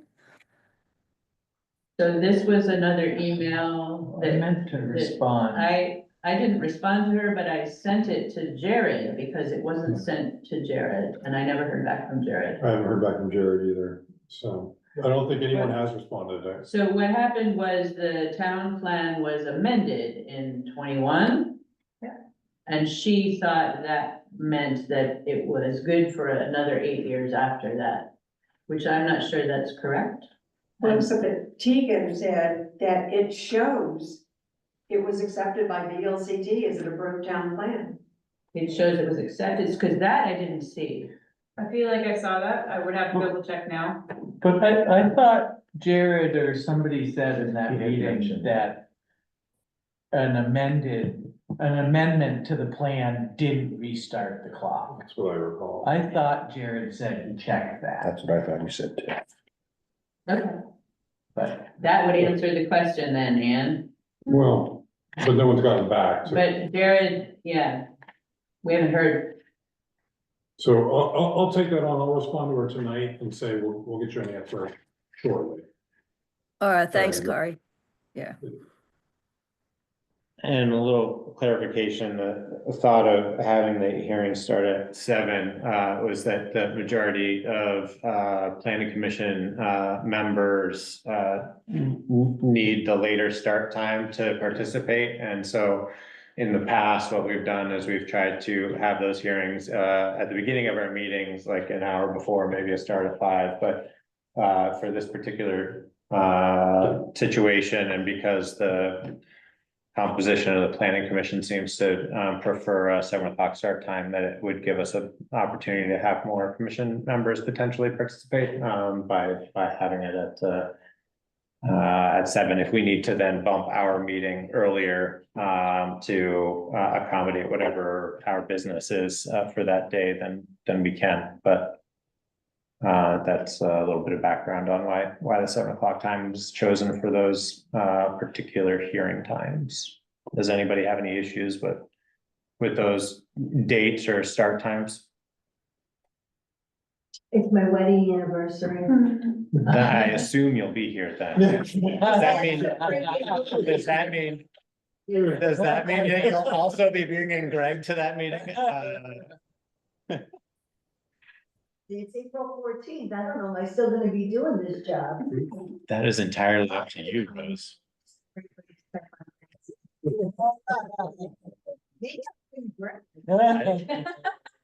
It would be a privilege. I may or may not be here that day. Well, it's months away, Bill. Well, assuming everybody's okay with the scheduling, can we move on to the East Montpelier Fire Department interlocal agreement discussion? Yes. Great.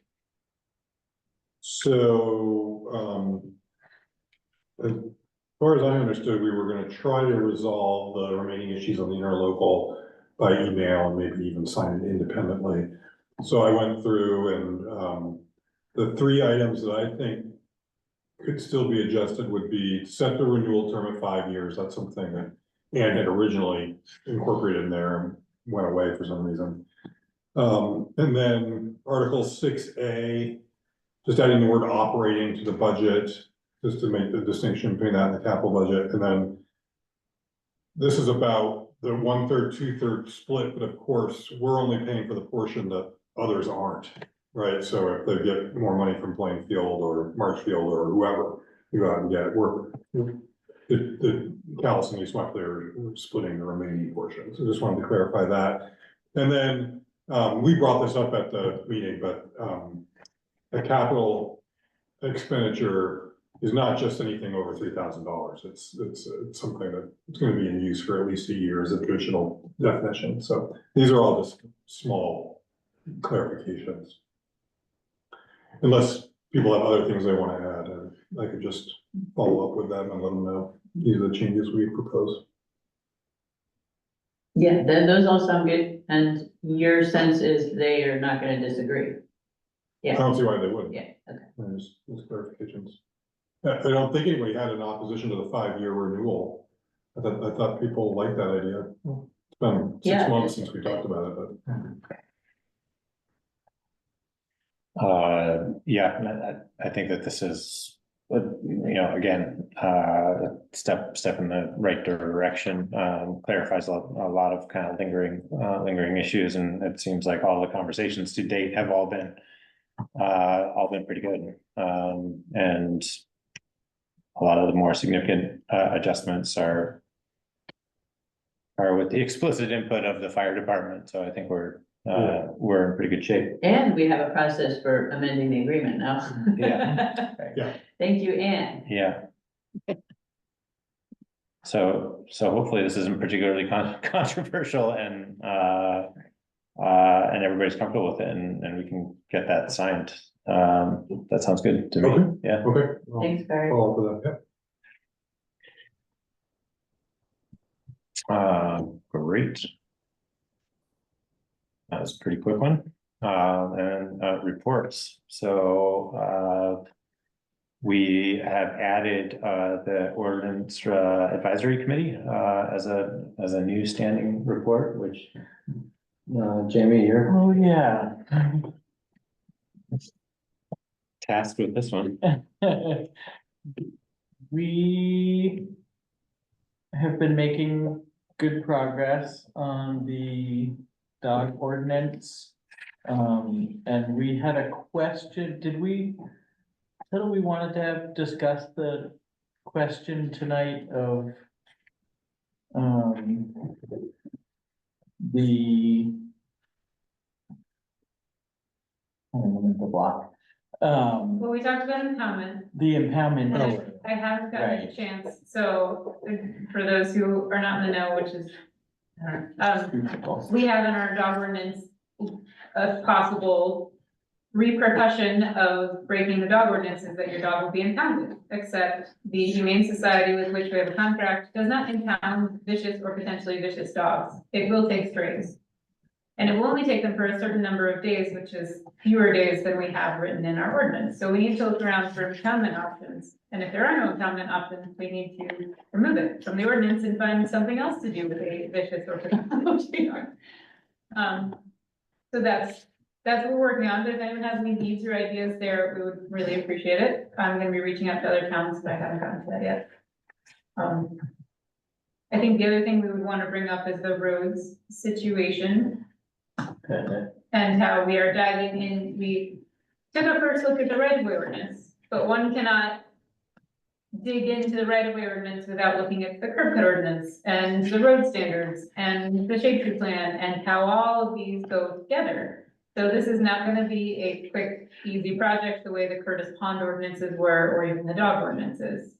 So I think what our plan is to meet with town staff type folks like Toby and Kari and John Stafford and say, okay, across these documents, what's working, what's not working, what would you change? Why, how is that gonna benefit the town? And then also meeting with the types of folks who have feelings that are not necessarily the same as the townsfolk. So people who are more concerned with the aesthetics or the conservation or other aspects of the roads and how they're maintained and what their reason is. And sort of really being diligent about doing our homework about what is best for the town before we start making changes. Yeah, as well as getting some input, I think, from the town attorney on a handful of things, Oh, right? yeah. So. Yeah. Sounds like there's gonna be a slate of some initial recommendations for the first couple of ordinance that the committee has reviewed. Right. Which would maybe include the dog ordinance once there's some more clarification, and then there's gonna be a next scope of work that's gonna really get into the weeds. Right, we had initially envisioned Yeah, sort of going one ordinance at a time and bringing them to the select board. And then we kind of held off on that with the questions around passing ordinances without a town plan, although that's now been resolved and we are allowed to. But one of the things we're trying to do in this process is make all of the ordinances look similar and follow a similar format. And we're learning things from each one we delve into, we're learning things. So we've gone back and done little tweaks and we like how this one's phrased and, but yeah, I think probably once we solve the dog question, the impoundment question, we'll bring the ones we've done, the first three, to the select board to have a hearing on. And congratulations, your traffic standards are official. The 60 days have passed, by the way, for the traffic ordinance. All right. oh, great. So I can take that off the board. So then we have a rollout, I guess, of signage changes. Yeah. Yeah, get on that. So the only lingering, do we need to, should we make a front porch forum post about that, or That's let sleeping dogs lie and Well, make only the wait till we have the adjustments? signage ready to Yeah. go. Okay, And then I'm also gonna follow up with the bus company, Mhm. so they know about the new, they had a note. Maybe somebody else as well, but certainly bus company. great. Thank you. Thanks for the update, and we'll wait to hear from the ordinance committee, I guess, on the input on the dog issue. But just to remind you, my feedback on the dog impoundment was oftentimes it makes sense to say up to Right. impoundment, so you're I not think it required. does. It I does. think It it does. does. It's not say up to- required anywhere. Again, I think that's actually one of the things we wanted a little input from the select board on was do we as a select board find it problematic to reference the potential for impoundment if we don't have a plan for it? Or is it okay to reference it, figuring if we get there, we want it as a tool in the toolbox, we'll figure it out on a case-by-case basis? Well, I think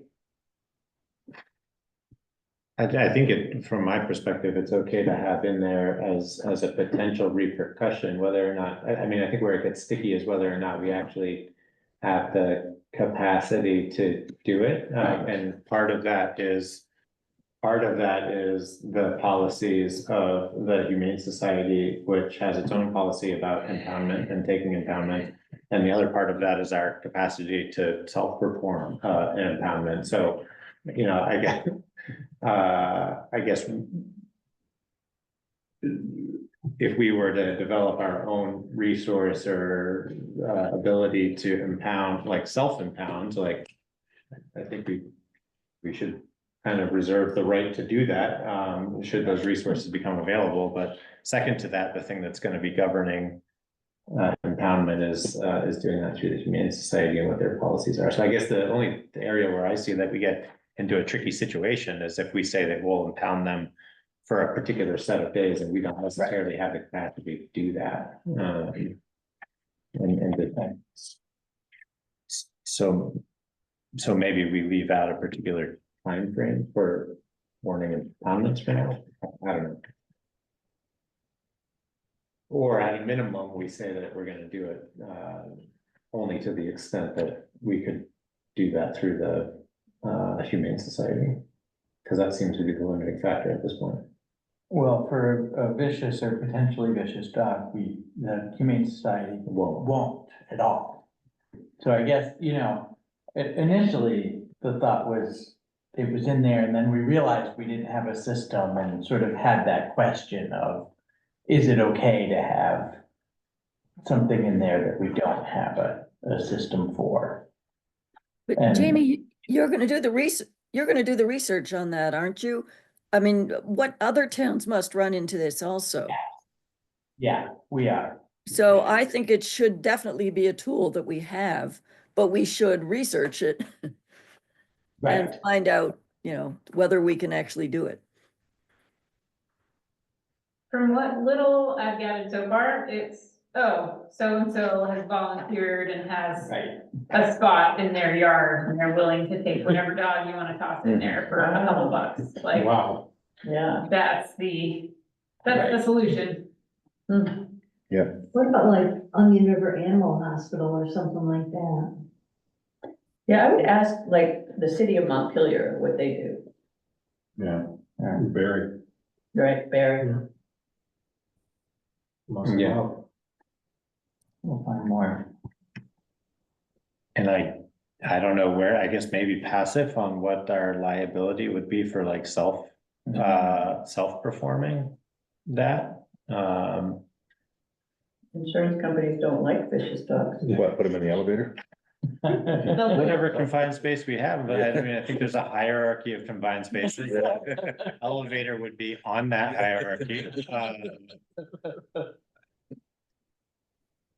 Yeah, I don't know if if it's an issue that we think warrants, committing resources to, it'd be interesting to know, I guess, what our options are for self-performing, like if we want to create a kennel of sorts, what our outside liabilities are for keeping somebody's. I guess the bigger issue is a vicious dog, but I think it's a little easier to think about this as just any animal. If we have a kennel and we're keeping anybody's dog, where that can be done. Well, if it's not vicious, the Humane Society will take it, but it's only for a couple of days, and it really doesn't provide a lot of time for providing owners notice, and it kind of forces decision making, I think, on a timeline that's pretty quick. And so I think even if it's not a vicious dog, we still may want to use that as a resource for a potential action, is impoundment, temporary impoundment, and then have the ability to do that for a period of time that, that's reasonable for contacting folks or getting in touch with folks. Anyway, so how much is it for a fence, and what's our liability for keeping animals within that fenced in area?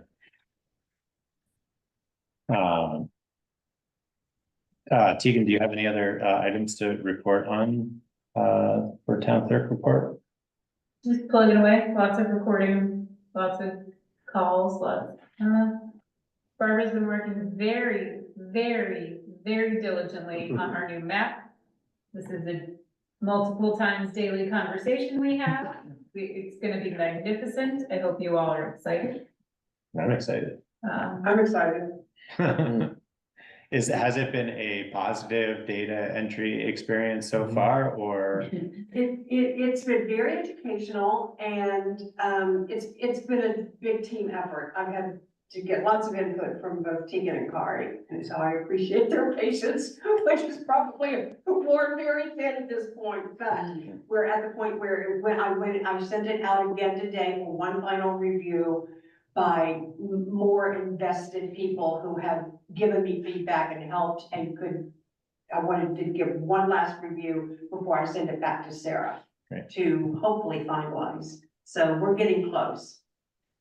Great. Which means that now I'm off on a rabbit hole of we have legal trails in town. So we have discontinued roads, some of which our records say are legal trails and the state says are discontinued, and vice versa. Some that we say are discontinued and they say are legal, I'm learning all the little nuances of legal town rights of way that I'm sure will be really valuable when we get into all the ordinances. yeah, well, we just did our mileage certification. Right? We did, and this is related to that, but all these little tiny roads that are still a class 4 road, are they still a class 4 road? Are they a trail? Are they discontinued? Sometimes it's really hard to find where the final state came out with the select board and the ancient road committee and everything. In the case of Piper's Ride, it still shows it on the map as some type of line there. Oh, But is we it, bet. but is it truly, people can actually walk on that or We not? have a number of roads where I wouldn't bring your vehicle no matter how tough it is, but No, it's not a vehicle thing, but can people even walk on it? Is it a true right of way? for yes, people? and Reed Sherrington was very vigilant that people need to know where the public rights of way are. And Absolutely. they need to know that they are public rights of way and they are allowed to walk there. Even if the landowners have plastered the trees on either side of the right of way saying no trespassing private property. Cause I know I've turned around in a couple places where I thought I could run through and never went through. Mhm.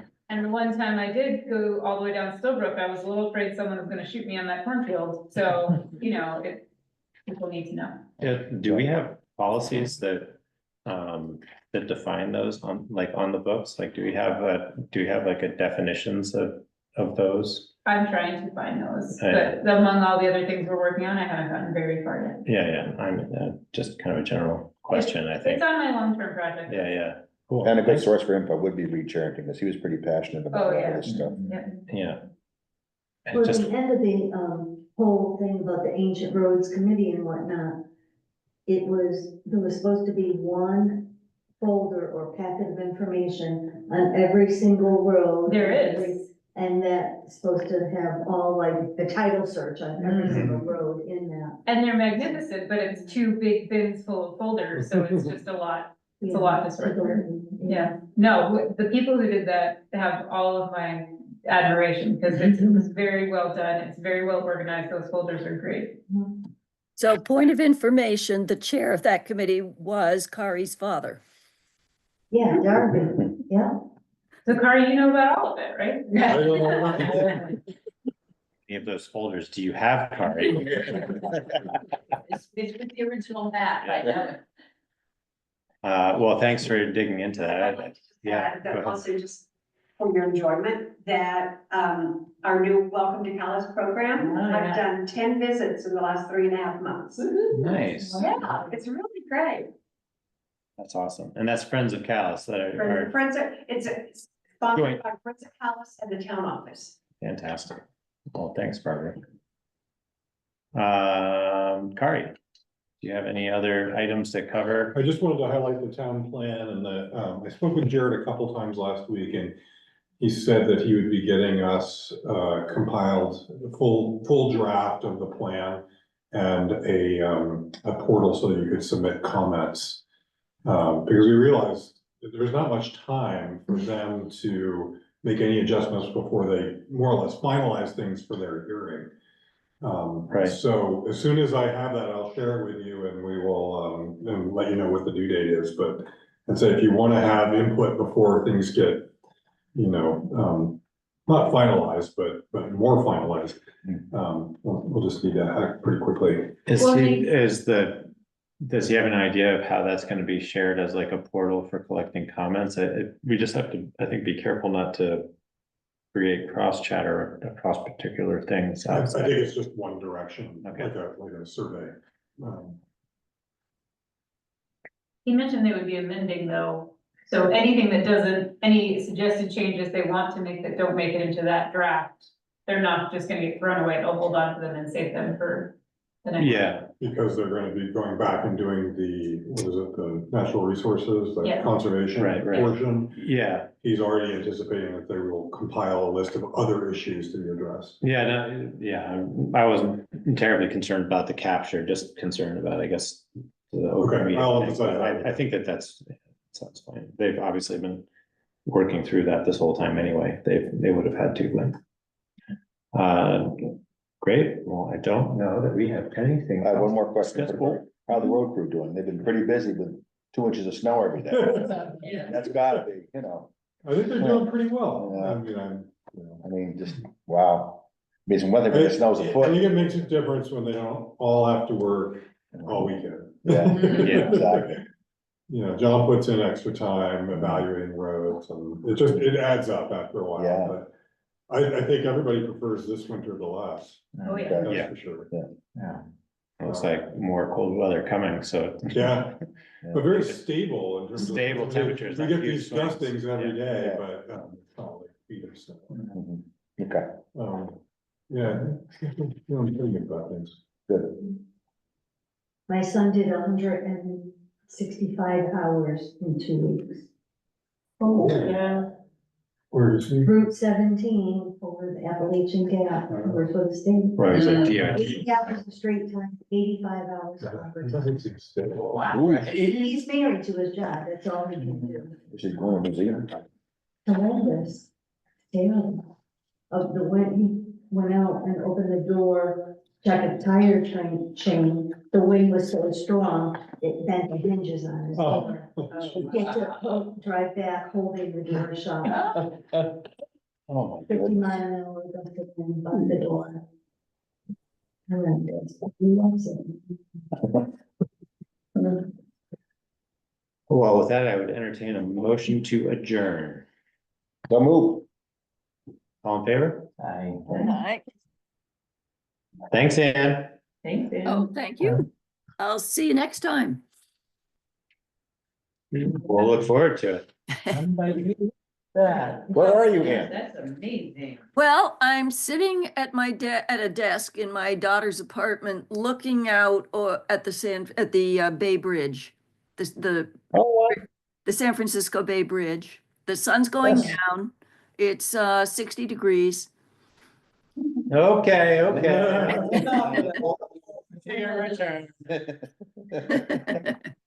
That sounds lovely. It is. Thank you. Good Oh, night, everybody. good night, Ann, Right, and thank you, everyone. Thank you, Barbara. Yeah, and Tegan, Yeah. Rose and Kari. Congratulations on the budget, that's awesome. Yeah. yeah, thank you. Yeah. I had nothing to say about that, except like a deer in the headlights most of the time. So that one. Did we all sign that? Yeah, I think so. Oh, yeah. And the warrants are, yeah. Rose, did you see my email, last minute email? No, today, Yeah. no, I came straight from work. I got like 2 months ago. Yes. Well, I think, they have to do periodic.